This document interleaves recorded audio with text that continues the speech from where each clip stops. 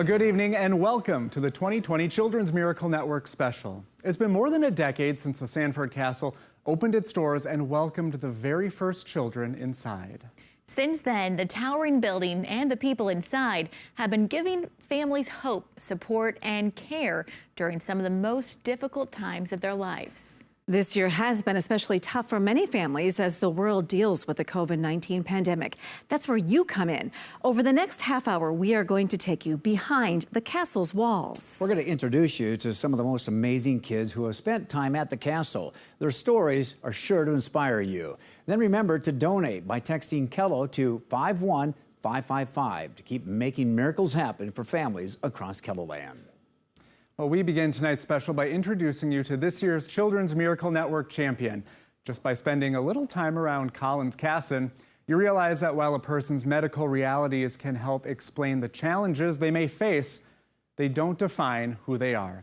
KELOland's Dan Centella shows you the bright future she is already paving for herself. 6-year-old Collins Casson enjoys crafts. Her favorite color is teal, her favorite food is mac and cheese, and her favorite Disney movie is Aladdin. She also has a knack for music.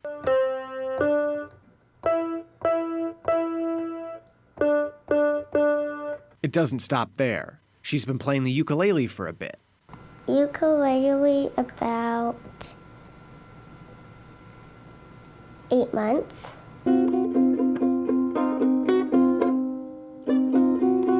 She's full of spunk and full of life and has a great time. Is there anything else you think I should know about you to figure out what makes Collins special? She's pointing here at this machine, which she uses for vest treatments.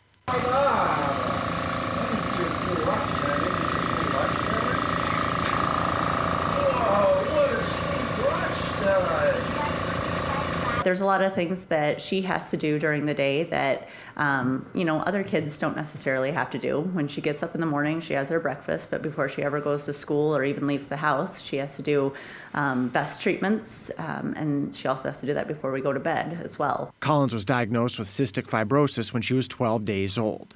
This vest treatment is a part of her day, each day for 2 30-minute segments. Her vest treatment basically loosens up the thick and sticky mucus in her lungs. That's kind of part of the underlying issue with cystic fibrosis is the lungs. There's a deficiency where the lungs produce a very thick and sticky mucus. And so if you don't break up that mucus so they can get that expelled out, it can lead to lung infections, which leads to scarring, which will ultimately lead to lung failure. The pills you see here on this paper towel are what she has to take daily, too. A snack in the room at school isn't just a snack. It's, we have to run down and see the school nurse to get our enzymes and then come back. Collins' mom teaches in the University of South Dakota's physician assistant program. She says having a medical background has its benefits and drawbacks when having a little one with these medical challenges.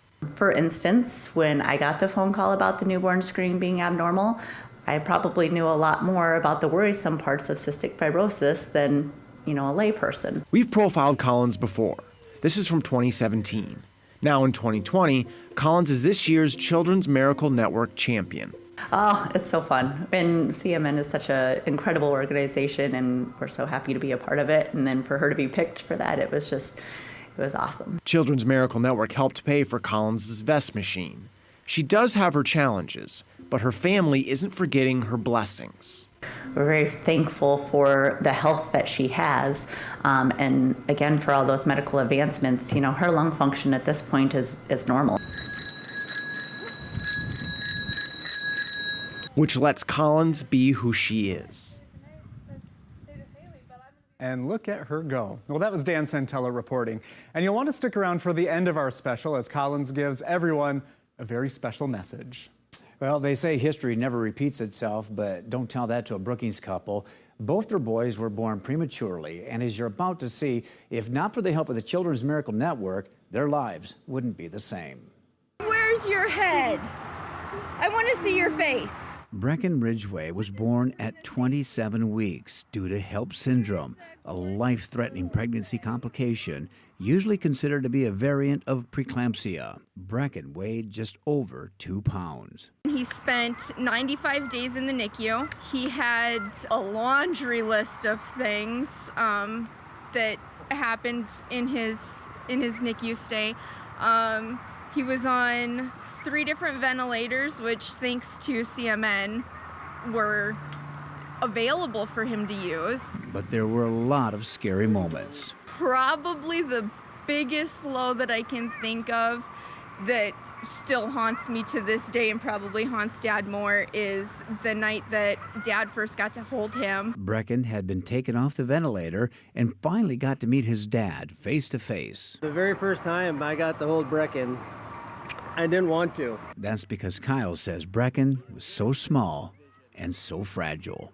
But while in his dad's arms, Brecken stopped breathing and was turning blue. Next thing you know, she basically threw him back in the bed and hit the button on the back wall, and you just saw a sea of people swarm his room. Thankfully, doctors and nurses were able to get him to breathe again. I still remember like it was yesterday. It was crazy. It was a long, scary road, but after a few more weeks in the NICU, Brecken was finally strong enough to be discharged. Today, Brecken has epilepsy, traumatic brain injury, along with damage to the white matter in his brain. Brecken speaks very little, but understands when people are talking to him and can even squeeze out a smile every now and then. The Ridgways knew this would be their new normal and thought their scary moments were behind them. But fast forward 5.5 years, and along comes little brother Lincoln. He, too, was born premature at 31 weeks. Lincoln only weighed 3.5 pounds and also was put in the NICU for continued care. But even scarier, Sherry had to be put into a medical coma because her organs were creating blood clots and were shutting down. For Kyle, he remembers talking to the man upstairs. It was almost too much for him to handle. I'm not a really religious man, but I looked in the sky and I said, man, if you could do anything, this might be the time. I said, because there's just a lot going on. And without her, I wasn't going to be able to take on this by myself. His prayers were answered. Lincoln was only in the NICU for 11 days, and Mom was brought out of her coma after a day and a half. Again, it was another long, scary road for everyone, but life is slowly getting better, they say. They are a happy family, getting used to their new normal.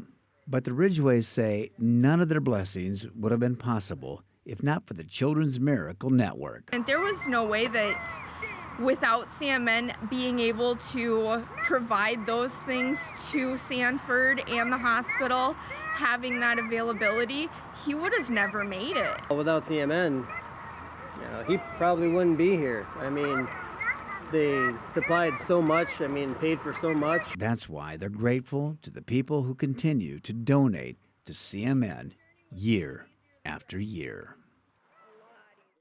2 precious little boys, and we are just getting started with our Children's Miracle Network special coming up after the break. But once he got in there, he could see that it was more than just a tonsillectomy that he was going to need.